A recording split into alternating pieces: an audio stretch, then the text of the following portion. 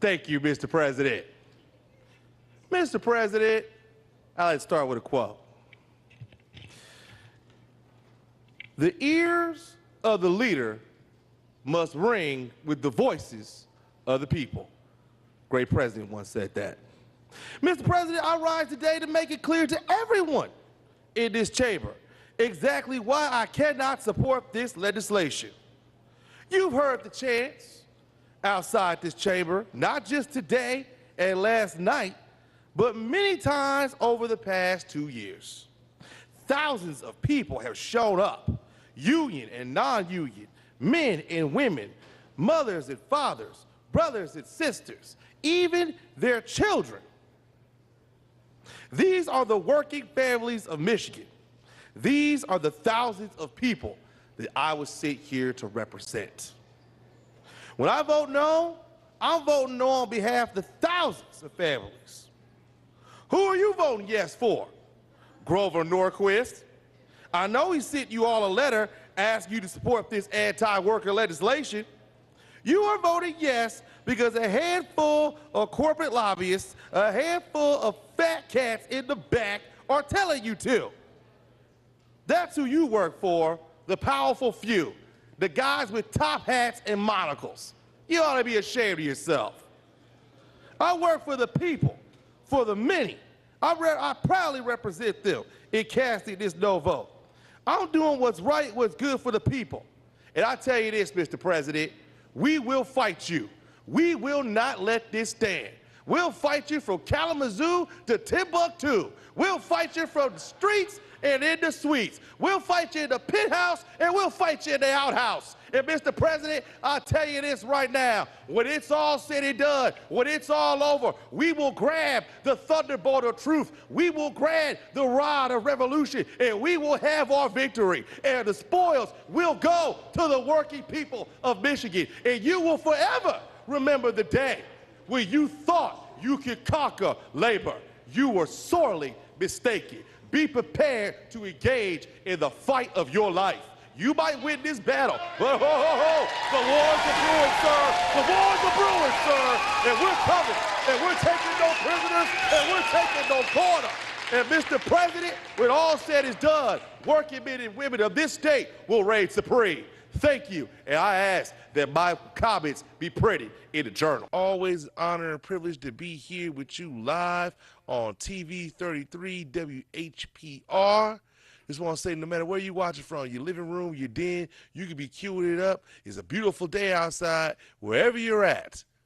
We just want to say we love you, we appreciate you, and we consider you to be family right here on The Young Effect.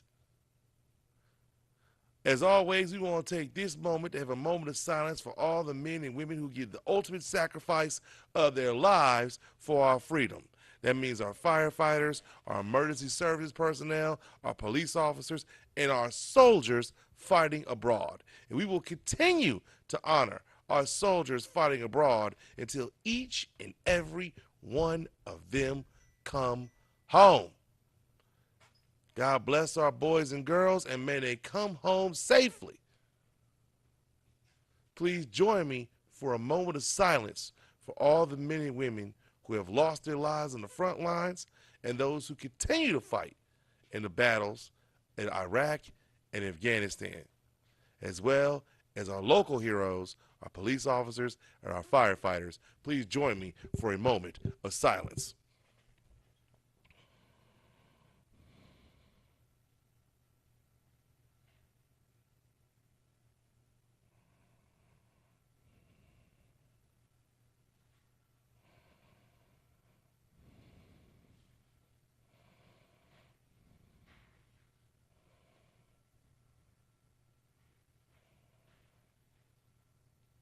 All right, thank you so much for that. And with that being said, I want to get into it right now. Donald Trump, once again, has put his foot in his mouth. I said he's the only man who can put his foot in his mouth and have verbal diarrhea come out of it. A feat you would think would be virtually impossible, but he does it every day. Now, finally, is this the straw that broke the camel's back?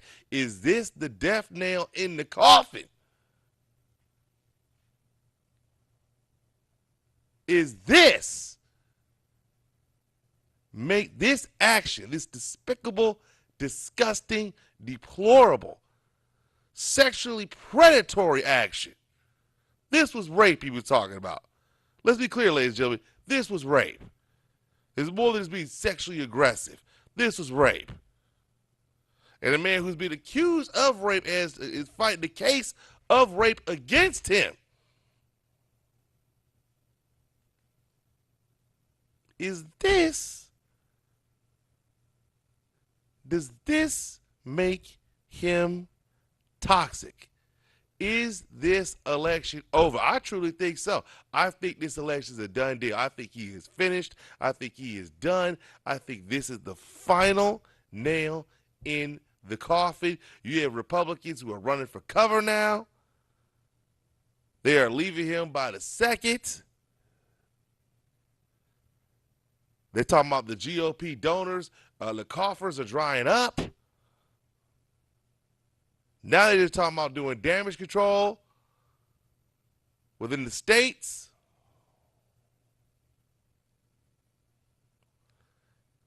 Will they hold on to the Senate?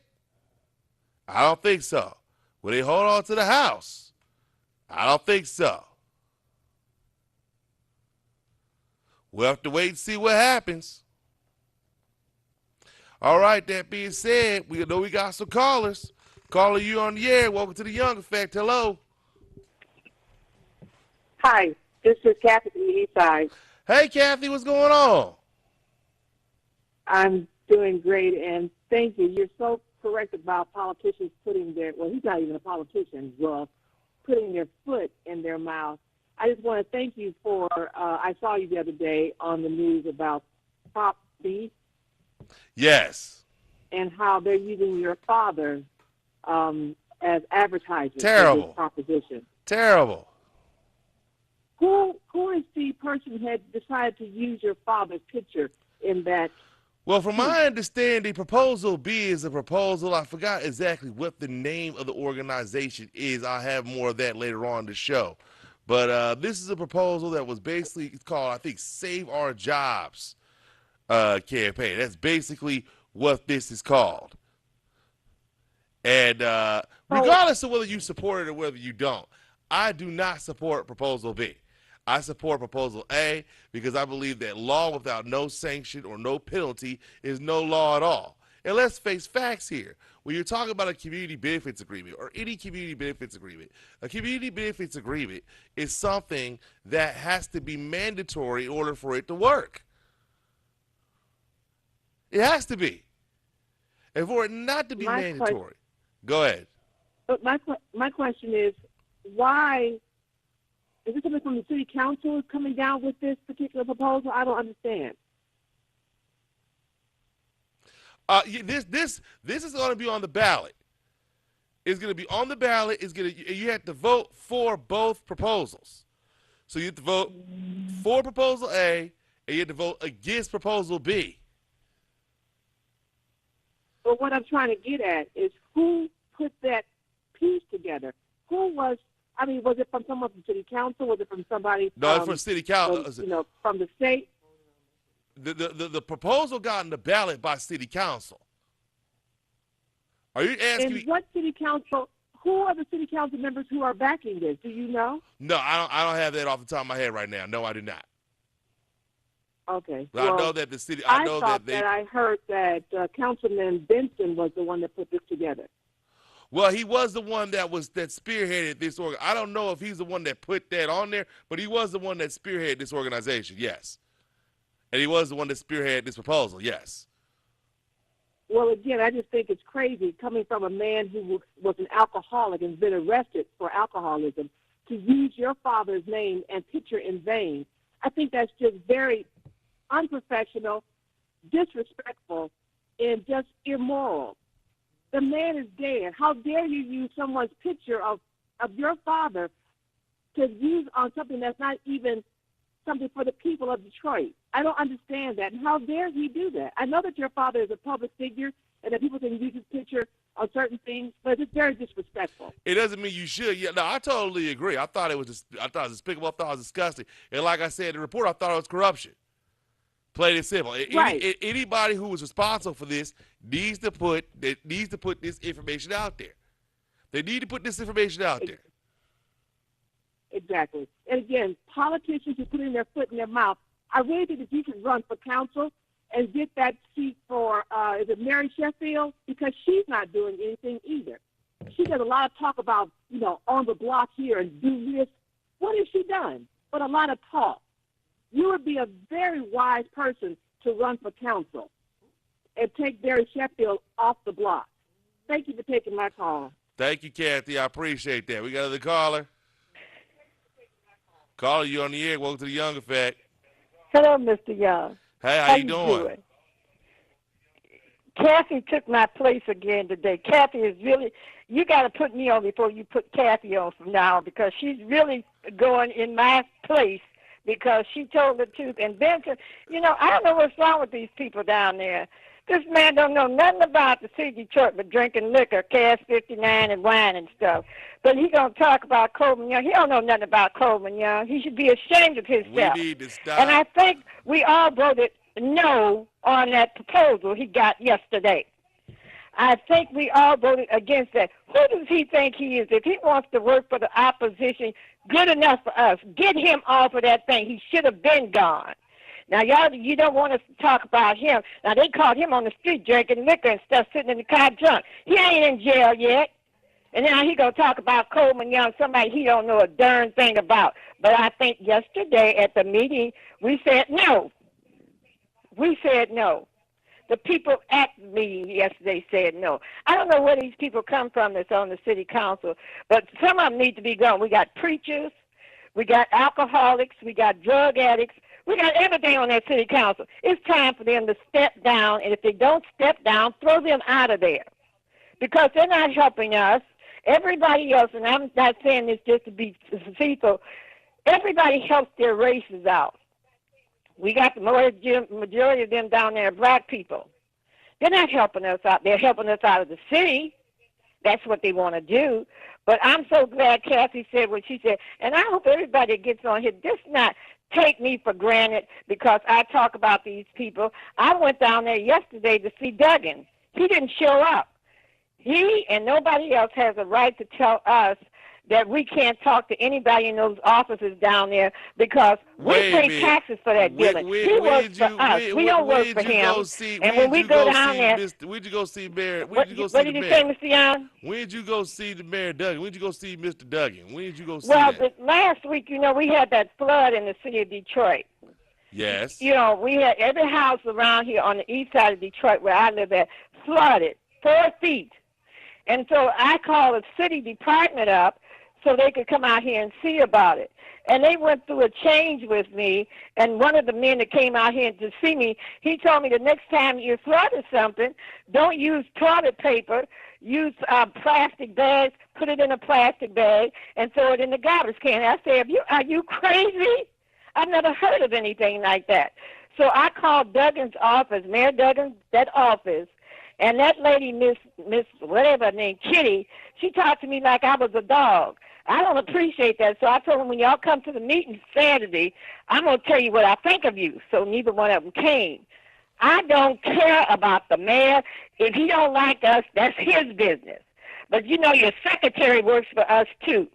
So she should be ashamed of herself for talking the way she did on that telephone.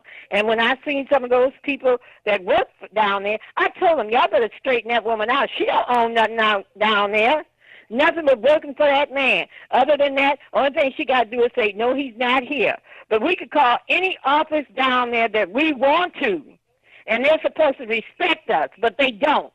And it's time for the people in the city of Detroit to stand up for each other and stop standing up for some of them fools that's down there that's trying to take the rest of the city of Detroit away from us. And thank you, Kathy, and thank you, Mr. Young, for taking my call because you stand up for the people. And they can't say nothing about Coleman Young. That was a man for 20 years That was our man for 20 years. Yeah, Ain't son, none of he them wouldn't suckers vote. go build Son, nothing he for wouldn't 20 support years. no damn None way. of them. We got preachers that's no good. Put them out too. Get rid of all of them. Well, All we but won't a get rid few. of all the preachers. But they got to go. We So won't get thank rid you of for all the taking my preachers. call. And Love you, Kathy, Eastside. keep up the good work. Appreciate you. Bye-bye. Take care now. Love you. Thank you. Yeah, we don't want to get rid of all the preachers. There's a lot of good pastors who do a lot of good things in the world, too. Hello, and welcome to The Young Effect. I am your state senator, Coleman Alexander Young II. Always a pleasure, honor to be here with you live on TV 33 WHPR. I'm running a little bit late, so we just gonna kind of jump right into it. If you got any calls or any questions, please let me know. As always, we want to honor our men and women fighting overseas, as well as our local heroes, our police, our firefighters, and our emergency services personnel. Please join me for a moment of silence for their sacrifice.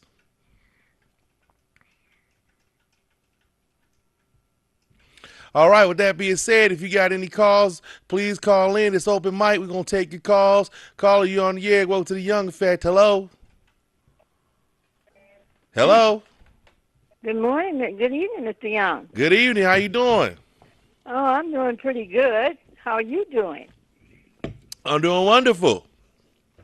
Oh, that's good. What you got in your I mind? don't have too much to say today. You know, I heard the program yesterday, and I just want to say a good thing to Marcia. She really had that thing going yesterday with on the program yesterday. She really said something that really struck me really nice, because she talked about how the people were in the city of Detroit and what people were doing to them. And I'm so proud of Marcia. I'm not saying anything bad about her. She really spoke. And she was on Who was this again? Marcia. She comes on sometime on the program. Okay. And she really was talking, and she sounded like she was so upset because there wasn't nothing happening in the city of Detroit. But she really stuck up for the city of Detroit yesterday, and I really, thank Marcia for what she did yesterday. Well, all right. I also want to thank you, and I want to thank most of the people that called in. I'm not saying anything about any of them now, because there's too many things going on in the city of Detroit, and if we don't stick together and talk for each other, we're not going to have any place to live at. We're going to go right out there in the river, and we can jump in, because they're trying to get us out of the city of Detroit. Now, all this time I've been in the 4th District. Yesterday was the first time I ever got anything from this 4th District in the city of Detroit. And I've been in that thing for years. And I have never got anything to say I'm in the 4th District. I got it yesterday, though, because they got some of their friends running. And I'm in District 4, and they're not doing anything in District 4, Mr. Young, not one thing. They're doing it in District 5, District 6, District 7, every place else. Now they're going to have some at Samaritan Hospital in about 2 weeks. Uh-huh. And this is the first time I've ever got anything that says I'm in the 4th District. First time. And I've been in well, I'm glad. Maybe your advocacy has been working. He's reaching out to you now. Into this thing. Oh, they're not working for us, because they're doing everything in District 5. I got the paper. Well, maybe he's trying to. In the mail, and they let us know that it's 48214 ain't getting nothing. Maybe he's trying to. Huh? Maybe he's trying to. Trying to. Maybe he's trying to change. Maybe he's trying to reach out. Mr. Young. Trying to reach an olive branch. I applaud you for everything you do, because you don't stop in one area. You stop all over the city of Detroit. Well, I appreciate you. This man is not doing anything in District 4 whatsoever. Okay. I'm in 48214. And if you look at the paper that I got in the mail yesterday, there's nothing that says 48214 at all. Nothing. And they're going to have something at Samaritan Hospital. They're going to have something every place but in District 4. Every place but District 4. Well, you should call your councilman. Well, you should call your councilman and ask him to do something. I have tried to call him. I'm sure he'd love to. Huh? I'm sure he'd love to. Y'all got a lot of good churches over there at 4824 that y'all can have a meeting at. 48214. I'm sorry. Mr. Young. You really help us out, But see, I'm not going to tell no lie about anybody. We got a police department over here now. They don't do anything in this area. They go in every other area that's out here, but not in this area. This is the first time I ever got a piece of paper that says anything about 4A2 over here. Nothing. But, you know, things are going to be better off. They're going to pick up for us one day. But in the meantime, we would like for somebody to come out here and look at our area and show us what they have did over here in this area in 48214. I'm sure they got some programs going on. They probably just got to do a better job of promoting. I'm sure they out there because they have police meetings. And I've gone to some police meetings over in that area. I know they got police meeting over on 5555 Connor, Samaritan City. That's my office is. That's Samaritan Hospital. That's on Connors and Connors. No, I'm talking about the Samaritan Center. That's on Connors. Yeah, on Connor. Yeah. Yeah. I know about that because I've been going there before they built that. It was some old little raggedy houses over there, and I've been going over there ever since. We've been to every place over there, Mr. Young. But it's the thing that, you know what, we're not in Grosse Pointe. We're supposed to be in the lower part of the city of Detroit. Now, if you can help anybody else out, help these people out over here because we need stuff just like anybody else. And I'm telling anybody in my area, and I know these people, don't vote for this man. Do not vote for him. And we got to get some people that count ballots from now on to come out there and do the ballots the right way. To do the right way. They're not doing them the right way. They're doing them all out there, and you know for a fact that Grosse Pointe is out there, farther out. That's where all the people we were love living you. At, white people. And we appreciate the majority you. Some of these people that think that.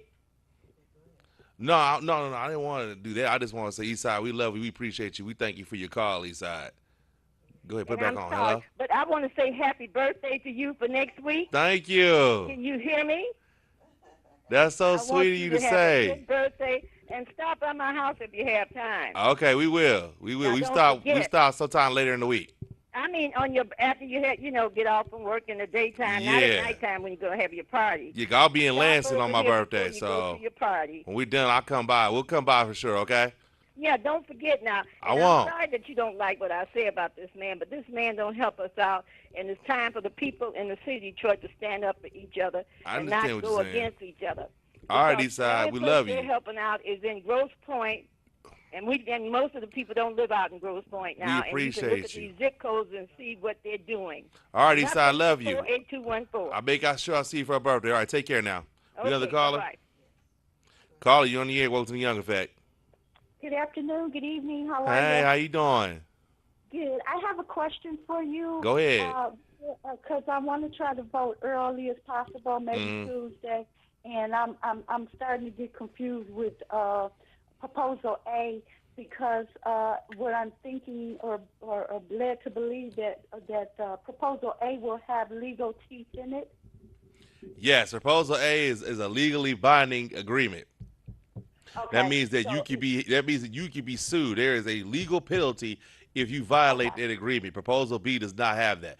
Proposal A is a shall. Proposal B is a can. Yeah. Okay. Well, I just wanted some clarification because even when you say legal teeth, it scares me because these corporations, once they get the deals, they get so much money that we even pay for their legal fees or whenever they're being. Well, there's some nonprofit, legal services that could be they'll provide their services. I mean, there's a Sugar Law Center and other places, and I'm sure they will be able to work with you and things of that nature. And